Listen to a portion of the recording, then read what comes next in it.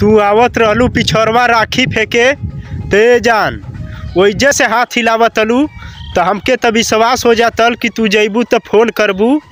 तो जात रहलू घरमा तो फ़ोन क के मिला के हमसे बतियावत रहलू।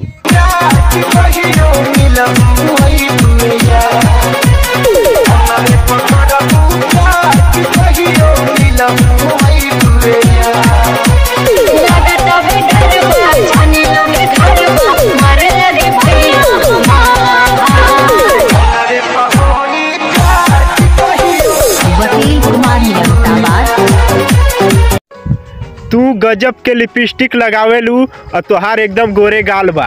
तू गजब के लिपस्टिक लगावेलू और तोहार एकदम गोरे गाल बा।